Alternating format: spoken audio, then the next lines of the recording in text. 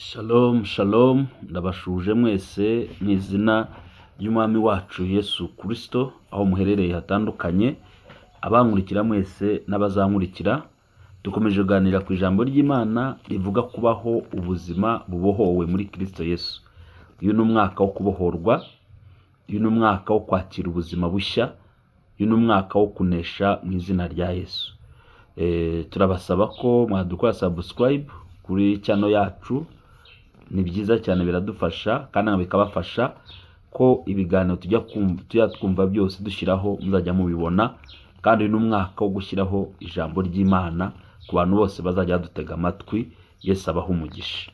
So usharinge n'abandi bawuzi banyoterwa ijambo ry'Imana. Tuganira amagambo ayo utazi yandi utari warasobanukiwe.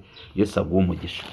Reka tuganire ijambo ry'uyu munsi, turebe tugiye kuganira ku ijambo turacyabakuza bo kubohoka riri muri Matayo 9:16. Havuga ngo nawe utera ikiremu cy'igitambaro gishya ku mwenda ushaje, kuko icyo kiremu cyaca umwenge ukarushaho kuba mugari. Yesu adufashe. Aya magambo, icyambere, aya magambo ndashaka muyumve neza, yavuzwe na Yesu.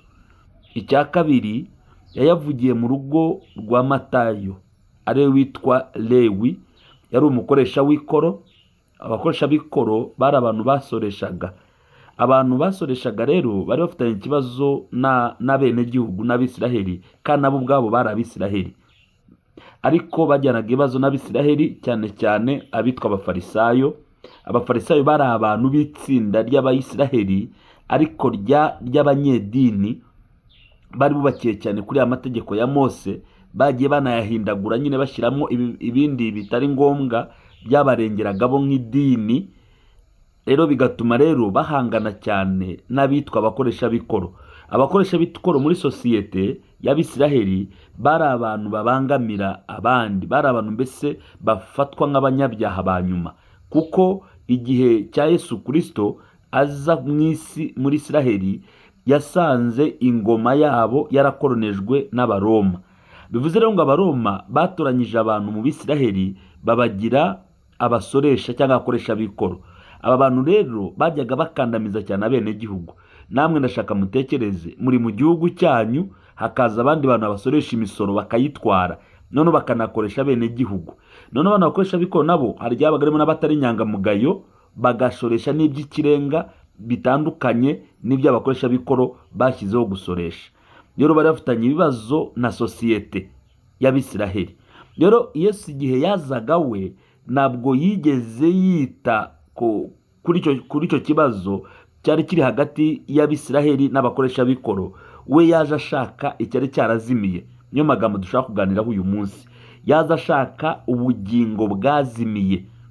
Niyo mpamvu avuga ngo, ntabwo hano 13 ukuntu avuga turabihuza. Umurongo wa 13 avuga ngo ariko nimugende mwige uko iri jambo risobanurwa ngo icyo nkunda ni imbabazi si ibitambo, sinazanywe no guhamagara abakiranuka keretse abanyabyaha. Turabyumva neza. Abafarisayo bo bari baribeshye ko Yesu yaje kubw'abakiranutsi, bumva ko aribo bazaba imbere mu kuza kwa Yesu Kristo.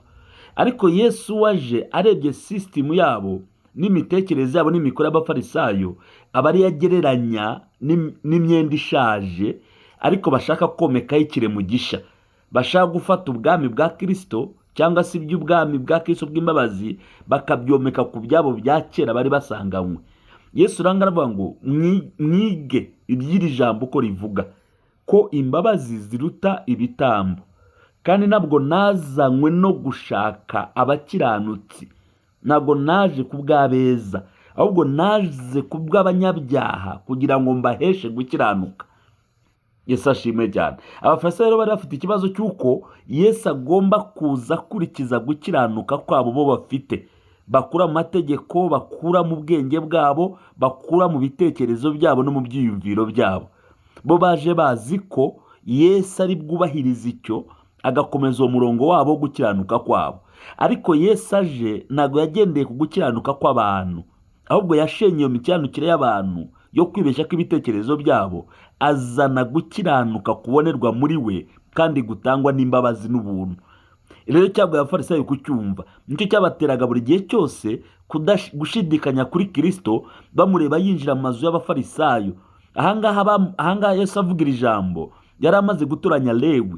Lewi ni intumwa, Lewi niwe Matayo. Yesu yamusanze akoresha ikora asoresha, aramuhamagara, aramutoranya, ari umunyabyaha ariko abafarisayo bamufata. Matayo ageze iwe kwakira Yesu, yahamagaye inshuti ze.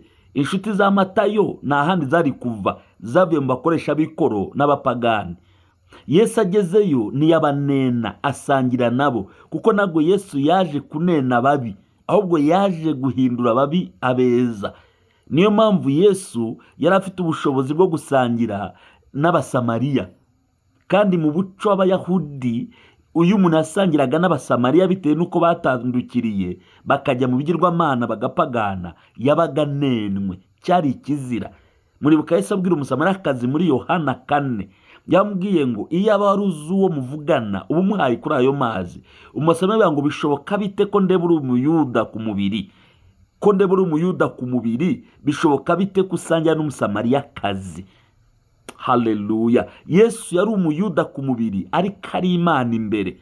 Yaraje kubohora icyari kiboshya abantu, yaba ari amateka y'Abayuda n'Abasamariya, izo nizo ngo yaje kubohora.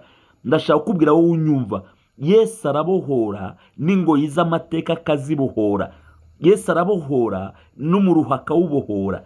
Yesu arabohora n'ibikomere akabibohora.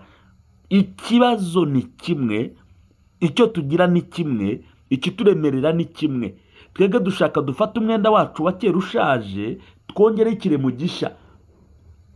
Iyo niyo ntambara y'umwuka na kamere, iyo niyo ntambara dutinda cyane dukira nayo muri ubu buzima. Nuko twebwe dushaka ngo ibya Kristo tubyongere ku byacu. Donc nimba ari ugusenga tukongerere kuri twebwe uko twari tumeze kera. Nimba ari ukuvuga indimi tubyongere uko twari tumeze kera. Niyo mpamvu harimo abantu bamwe biga cyangwa bigana indimi, abandi bagakoresha impano ariko bazikoresha uko bari bameze kera. Iyo niyo ntambara ihari yo gufata ikiremo gishya tukashaka kugishyira ku mwenda ushaje kugira ngo twisange muri sosiyete ikijijwe cyangwa se yagirirwa icyizere. Ariko ndashaka kubwiza ukuri ngo Bible iravuze ngo iyo ikiremo gishya gishyirwe ku mwenda ushaje ntabwo bikemura ikibazo, ngo ahubwo byongera ikibazo. Biravuze ngo ahubwo umwenge urushaho kuba muremure cyangwa se kuba munini. Niki kidutera gufata ikiremo gishya tukagishyira ku mwenda ushaje? Niki gitera umuntu gufata Kristo akamugira nk'agakingirizo akamwikingirizaho ariko atari ko ameze? Ingorane itugora n'imwe, ni ukudasobanukirwa iki cyanditswe cy'umurongo wa 13 ko Yesu yabivuze. Ntabwo abantu ngira ngo barasobanukirwa ingano n'ubwinshi bw'imbabazi za Kristo. Icyo ni cyambere. Icya kabiri, ntabwo abantu barasobanukirwa icyazanye Kristo. Harimo abantu bibeshya ko Kristo yazanywe kubw'abakiranutsi, ndetse bakumva ngo ubwo bo bakiranuka nibagaragara nk'abakiranuka bakitwara nk'abakiranuka bakisanisha n'abakiranuka ariko Kristo azaza mu ruhande rwabo. Ntabwo ariko kuri. Ntabwo Yesu yaje kubw'abakiranutsi. Yesu yaje kubw'abanyabyaha kugira ngo abahe gukiranuka. Yesu yaje kubw'abafite ibikomere kugira ngo yomore ibikomere byabo. Ntukemere kubana n'igikomere, ngo gukizwa n'ukurenzaho, gukizwa n'ukwirengagiza, gukizwa ngo n'ukwemera kubana n'ibikomere. Never, ntabwo ari byo. Yesu aromora. Biravuga ngo yasigiwe komora, yasigiwe kubohora, yasigiwe gukora ibitangaza. Ntabwo rero Yesu tumwakira just gusa ngo tumwitwikirize dukomeze tubeho uko turiho ariko twitwikirije we. Oya, Yesu ni muzima. Wifata rero ikiraka gishya cyangwa se ikiremo gishya ngo gishyire ku mwenda ushaje ngo kugira ngo urebe kuntu wabaho. Oya data, Yesu avuze ngo ibyo ntacyo bimaze. ahubwo emera wakira imbabazi za Kristo, emera wakira ubuntu bwa Kristo, emera wakire kubaho, emera wakire umuzuko, emera wakire ubuntu. Ntago bisaba igitambo, ntago bisaba family uvukamo. Birivugite muri Matayo, muri Yohana 3:16 ngo Imana icyambere yakunze abari mu isi bose, ntago ari abakiranutsi, ntago ari abanyamasengesho, ntago ari abapasiteri n'abapaserikazi, yakunze abari mu isi bose. Ngirangije kubakunda ibaha bose umwana wayo w'ikinege, impano iruta izindi zose zabayeho n'izizabaho. Na yindi mpano izaruta y'Imana yahaye abari mu isi, ariyo Yesu Kristo. Haleluya. Icya gatatu ngo kugira ngo umwizera wese, umva igisabwa, ni ukwizera icyo twahawe n'Imana mu isi, ni ukwizera Kristo. Uko waba usa kose, uko waba uboshywe kose, uko waba uteye kose, aho waba uri hose, igisubizo usabwa ni kimwe, ikinini usabwa kunywa ni kimwe, umurimo usabwa ni umwe, igikorwa usabwa ni kimwe, ni uguhitamo kwizera Kristo, kwizera umwana w'intama w'Imana watanzwe mu isi. Icya kane ngo tukabona ubuzima buhoraho. Haleluya. Tukabona ubugingo, tukabona ubuzima buhoraho. Ntago rero ubuzima buhoraho ari ubungubu ufatikire mu gisha ukacyomuka ku mwenda ushaje ngo umwenge urushaho kuba muremure, ibibazo birushaho kuba byinshi. Ntago dukwiriye gufata rero ubuzima bwacu ngo tubutwikirize ibiremo bishaje. Oya data, ahubwo igisubizo cyacu ni kimwe, ni Kristo. Rero Yesu ntago bamwubakira ku rundi rufatiro, ntago Yesu bamwubakira ku bindi bintu, ntago Yesu bamwubakira nijoro kuraguza, mu gitondo ugasenga, ntago Yesu bamwubakira kumwizera ukagira ibindi kandi ugerekaho. Yesu arihagije kandi afite ubushobozi. Niyo mpamvu yavuze ngo abarushye n'abaremerewe mwese nimuze munsange ndabaruhura. Haleluya. Wari ufite ikikuruhije kikuremereye, wateraga ibiremu, umwenda ugatoboka kurushaho, ndashaka kuvuga ngo ngwino kuri Yesu. Yesu arakuruhura, Yesu arakubohora, Yesu aragukiza, Yesu arakurwanirira, Yesu aragutabara, Yesu arakurengera, Yesu araguhindura, Yesu araba Imana yawe, Yesu araba mu ruhande rwawe, Yesu arakora imirimo n'ibitangaza ku buzima bwawe mu izina rya Yesu. Hano aravuze umurongo wa 13, Matayo 9:13, avuga ngo nuko mutarasobanukirwa iby'iri jambo, ikibazo dufite n'uburwayi duhura nabwo n'imbohe kituboshye nuko tutarasobanukirwa ibyanditswe byera, ngo ntabwo akunda ibitambo kurusha imbabazi. Kubw'imbabazi ze rero yaduhaye umwana w'intama kugira ngo umwizera wese abohorwe. Yesu ashimwe cyane. Haleluya. Ngo ntabwo yazanywe n'abazima. Iyo abafarisayo babazima, iyo abantu babazima ntabwo yari kuza, yazanywe n'abarwayi. So rero nta mpamvu yo gutuma ufata ikiraka cyangwa ikiremo ngo ugishyire ku mwenda mushya, nako ku mwenda ushaje cyari gishya. Ikiza ni ukukuraho umwenda ushaje ukubaka ubuzima bushya buhagaze mu kwizera no kwiringira Kristo, ukubakira kuri kamere y'ubumana, wa mutima ari muri Kristo Yesu, ukaba ari uhagararaho, ukaba ari ugenderaho mu izina rya Yesu.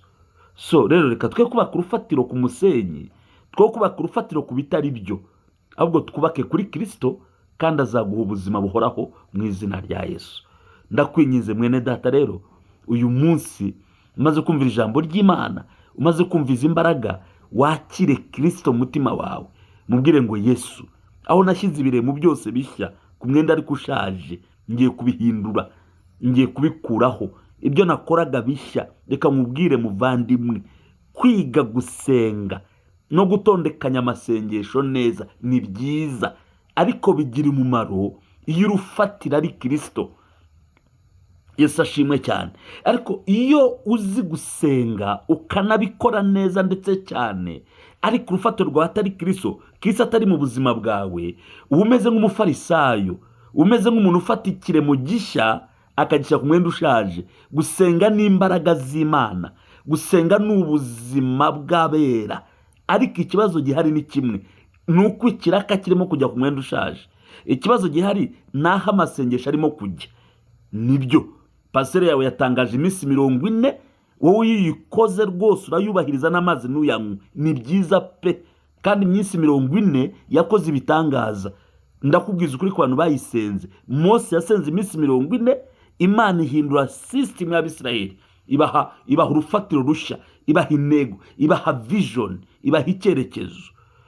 Eliya yamaze iminsi 40, Imana ishyira urufatiro rw'ubuhanuzi bw'i Samariya.